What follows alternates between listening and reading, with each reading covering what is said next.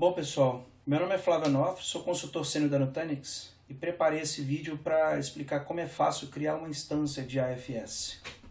Antes de iniciar a criação do AFS propriamente dito, eu gostaria de expor algumas informações essenciais para a criação de um AFS, como os primeiros passos que a gente tem que dar, que tipo de informação que a gente tem que ter em mãos e em que cenário de rede ao final esse AFS ficará inserido.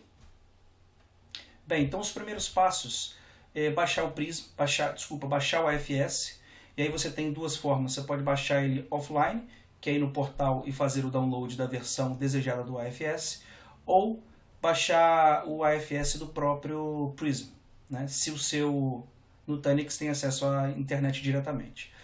A outra coisa é configurar o IP do serviço ABS, o Acropolis Block Service. Por quê? Porque é o ABS que é utilizado pelo AFS para acessar, criar e acessar os discos virtuais nas CVMs. Então, esse IP também é importante. E também verificar o modo funcional da floresta e do domínio do Active Directory. A versão mínima suportada pelo AFS é 2008. 2008 R2 ou superior, sem problema. Qualquer versão inferior a 2008, você não teria condições de ingressar ao AFS nesse domínio.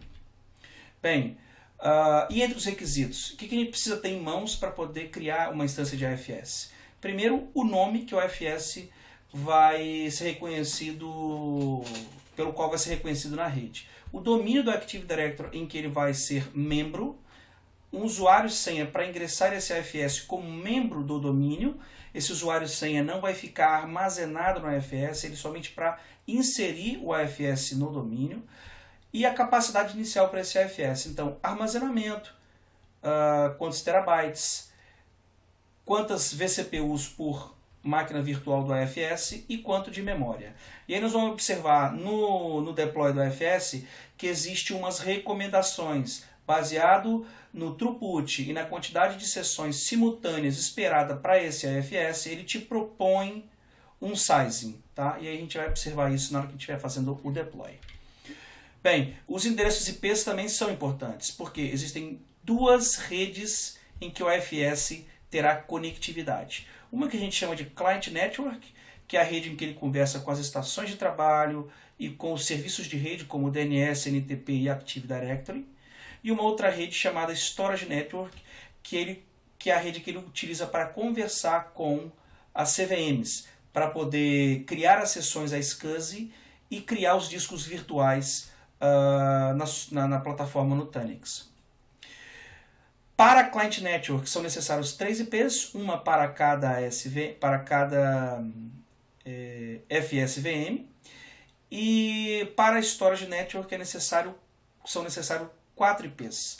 Esse quarto IP é porque o AFS utiliza esse quarto IP para alguns cenários de failover. Seja planejado ou não, ele utiliza esse quarto IP para que esse processo possa ser não disruptivo. Um endereço IP de DNS, no mínimo, recomendado são 2, e um endereço de NTP, apesar da recomendação também ser de 2. E o diagrama em que a gente vai inserir esse AFS? Qual é o diagrama? Por default, o AFS cria 3 máquinas virtuais. Ele pode criar mais, dependendo do seu sizing. Mas por default, que é o que a gente vai estar levando em consideração aqui, ele cria 3 máquinas virtuais. E aí essas 3 máquinas virtuais que ele cria uma regra de anti-afinidade para que essas máquinas virtuais, que é o FSVM1, FSVM2, FSVM3, rodem em hypervisors, em hosts diferentes, para que caso ocorra a falha de um desses nodes, não haja indisponibilidade do AFS. Então você repara que ele está falando com a rede de baixo, que é a Storage Network, que é onde ele fala com as CVMs, é a mesma rede em que a CVM utiliza para falar entre si e para conversar e para se comunicar com os hosts, com os hypervisors. E a rede superior, que é a Client Network, é a rede que ele utiliza para publicar os serviços, publicar os shares, publicar os exports NFS para a rede, para estarem acessíveis às workstations. Bem, em relação aos IPs, esses são os IPs que a gente vai estar usando nessa demonstração. E aí é importante reparar que no caso do meu lab, tanto a Storage Network quanto a Client Network estão no mesmo segmento, mas isso é uma limitação do laboratório que eu tenho. No caso real, a Storage Network e a Client Network é altamente recomendado que estejam em VLANs diferentes, em redes diferentes. E aí, as ressalvas em relação ao DNS. Quando você cria uma instância de AFS, automaticamente o AFS cria alguns registros de DNS. Quais registros de DNS são esses? Bom, primeiro, um registro de DNS para cada FSVM. Então, a FSVM1 tem um IP, a FSVM2 tem outro IP, a FSVM3 tem outro IP. E para esses três IPs, existe outra entrada de DNS, que no caso são 3, para o mesmo registro, para o mesmo nome. Então, o AFS01, que é o nome do meu AFS, ele tem 3 entradas com nomes idênticos, porém apontando para IPs diferentes, exatamente os IPs utilizados por cada um dos AFS. E por que isso? Porque é feito um round robin entre esses 3 IPs à medida que são feitas consultas no serviço de DNS. Então, uma máquina faz uma consulta, recebe como retorno um IP. Uma outra máquina faz a mesma consulta, pode receber o segundo IP. Uma terceira máquina faz uma outra consulta com DNS, pode receber o terceiro IP. Então, existe uma mescla, né?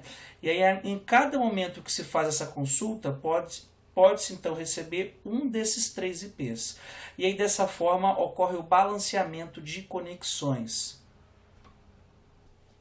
O domínio aqui do ambiente é ntnx01.lab. O nome do AFS, da instância AFS, será AFS01. A rede cliente, a Client Network, é a 10.4.88.0/22, assim como a rede Storage, a Storage Network. E o Default Gateway é o 10.4.88.1.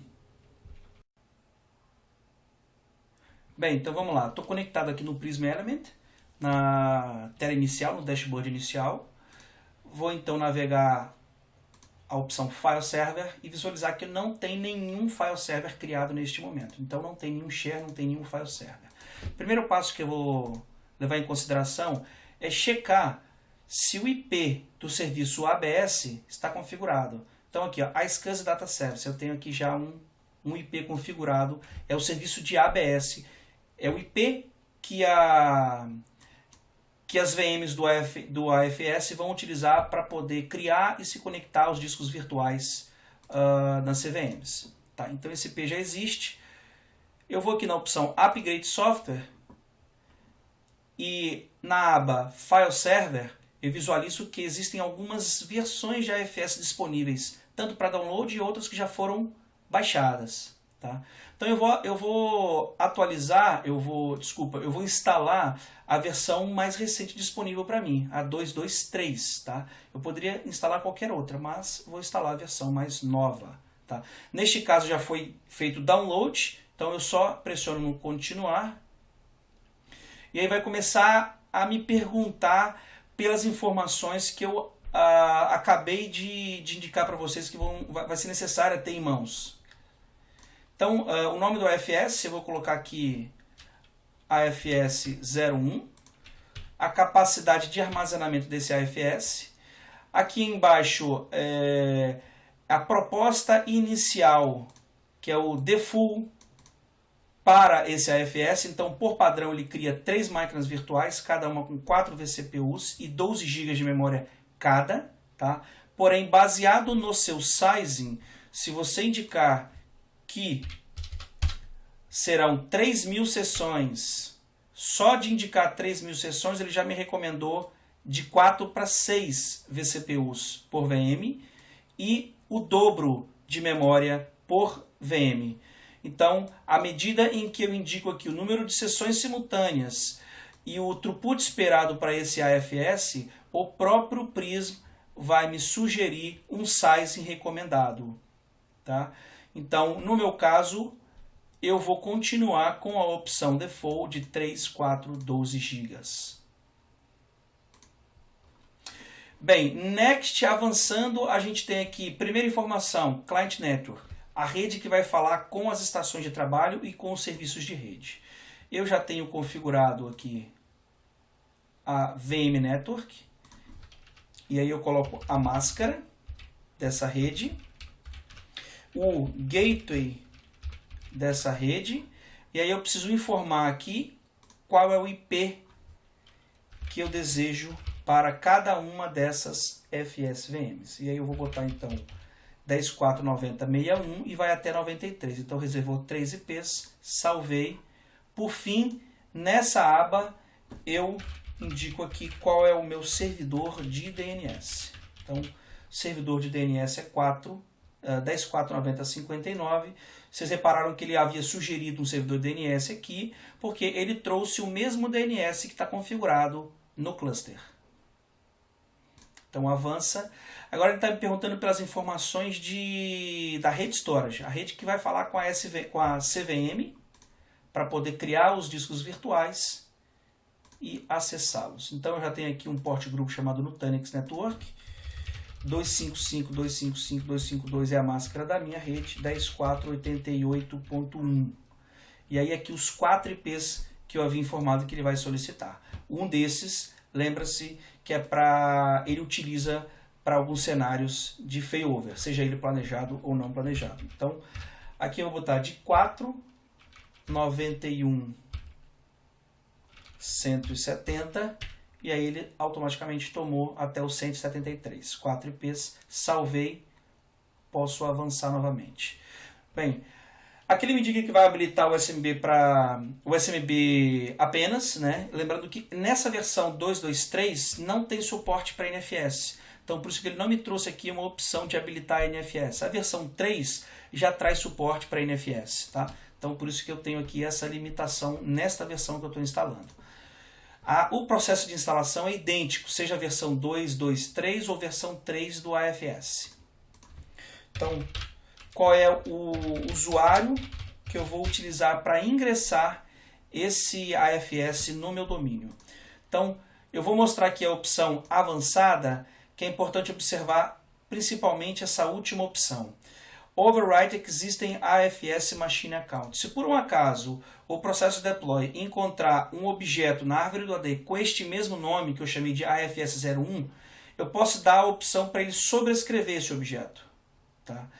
Como eu já fiz testes aqui várias vezes, eu não sei se tem esse objeto, eu vou marcar essa opção para que ele possa sobrescrever o objeto que porventura esteja lá como um lixo, por exemplo. Tá? Mas no deploy original em produção, sugiro que você não marque essa opção para não correr o risco de estar sobrepondo, tá sobrescrevendo um objeto que esteja produtivo na árvore do Active Directory. Então, next. Por fim, ele me recomenda o seguinte: Protection Domain. Ele recomenda que você crie um Protection Domain para proteger esse AFS num site DR. Então eu vou criar aqui um Protection Domain, PDAFS01, e ele vai criar esse Protection Domain com uma política de proteção default. E aí nós vamos, num próximo vídeo, mostrar como é que a gente configura esse DR do AFS. Então, criar. Submeteu a operação de criação do file server FS01, AFS01, e aí nós temos que aguardar para que a gente possa ter esse AFS operacional. Listando as tarefas que estão em execução aqui no cluster, a gente identifica que existe uma tarefa de inicialização do cluster do AFS01, né? E que está em execução com 50% e subtarefas aqui que já foram concluídas. Algumas dessas subtarefas são criação das 3 FSVMs, 1, 2, 3, ligando as FSVM, né, Power State, Change Power State, Change Power State aqui, e a criação de uma regra de anti-afinidade para garantir que as FSVM estejam executando em hosts diferentes. Então vamos aguardar para que ele conclua e a gente possa iniciar a criação de compartilhamentos. Bom, suponho que a atividade de criar o AFS tenha sido concluída com sucesso. Por quê? Porque a tarefa sumiu aqui da tela. Então ela sumiu porque ela terminou, porque eu estou filtrando por atividades que estão em execução. Então deixa eu filtrar por atividades que foram executadas com sucesso para poder validar. Então repara que ele terminou com sucesso. A AFS 01 terminou com sucesso. Então, ó, ele colocou no domínio, ele criou um share, que é o home.dir default que ele cria, ele inicializou as VMs, ele criou aquela regra de anti-afinidade. Então, se eu vier aqui na opção File Server, eu devo já visualizar o meu File Server criado. Então, com um único share, sem nenhuma sessão aberta, sem nenhum espaço utilizado, ele está totalmente novo. Então, aqui na opção Share, eu vejo que tem esse home share criado, que ele cria por padrão, tá? E agora eu posso inicializar e começar a criar outros compartilhamentos. Bem, então, do jeito que está, vamos utilizar aqui um servidor que está nesse domínio para ver o que aconteceu aqui. Então, se eu abrir a árvore de diretórios, aqui, a árvore do Active Directory, eu vou visualizar aqui de cara que no Container Computers ele tem um objeto AFS01. Ele criou o meu objeto. Então, eu vou guardar esse objeto em outro local. Então, aqui eu tenho o meu AFS01. E aí, deixa eu testar aqui o acesso por esse nome, AFS01. Ó, visualizei o compartilhamento, que nesse momento está em branco, né? Não tem nada. Então vamos lá, vamos criar um compartilhamento chamado departamentos. Posso dar uma descrição, indicar qual é o AFS que eu estou criando, qual é o protocolo que eu estou publicando. Se eu tivesse com uma versão do AFS 3, eu teria uma segunda opção aqui de NFS. Aí eu tenho tipo de share, pode ser General Purpose Share ou home.dir / User Profile. E aí a diferença básica entre eles é o share de propósito geral, a propriedade daquele share está em uma das FSVMs. Então ele cria um vdisk dentro de uma dessas FSVMs e passa a publicar ele por ali. Você pode continuar acessando o AFS pelo nome global, pelo nome do AFS em si, e ele vai te redirecionar para o local onde aquele share está hospedado. Tá? O Home Directory é diferente. O Home Directory ele tem o diretório, o share está publicado, mas à medida em que vão sendo criados home.dirs dentro deste compartilhamento, o AFS é inteligente o suficiente para distribuir a criação desses home.dirs entre as FSVMs que fazem parte do AFS. Então eu posso criar usuário 1 e ele criar na primeira FSVM, criar um home.dir chamado usuário 2 e ele criar na terceira FSVM, criar um usuário chamado user 3 e ele criar em outra FS. Então ele vai distribuindo essa criação para distribuir essa carga entre os nós do AFS. Então basicamente essa é a diferença. Eu vou criar nesse caso aqui um General Purpose Share, porque eu já tenho um home.dir aqui, tá? E aí eu vou colocar um tamanho de 10 GB, um tamanho simbólico. Next. Access Based Enumeration é a opção que eu posso usar, que indica o seguinte: usuários só vão visualizar pastas em que eles têm permissão. Se ele não tem permissão numa determinada pasta, ele nem vai visualizar aquela pasta na lista quando ele listar o conteúdo do share.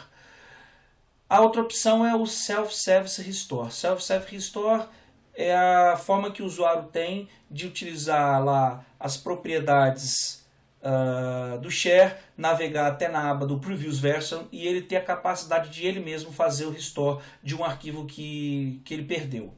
Então eu vou habilitar não vou habilitar a primeira opção, vou habilitar só o Self-Service Restore para mostrar exatamente o que é esse recurso. Então, share criado, vamos esperar ele aparecer aqui na lista.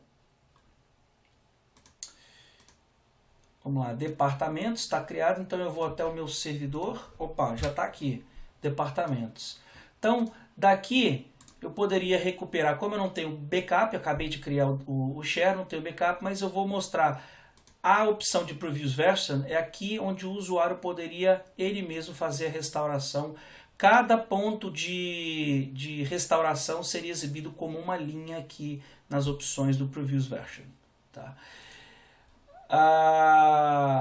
Um ponto importante aqui na diferença entre os dois que eu havia comentado é o seguinte: se você visualizar as propriedades do Share Departamentos, navegar na aba DFS, você vai visualizar que ele tem um apontamento, né, um referral, faz referência a uma das FSVMs. Ó.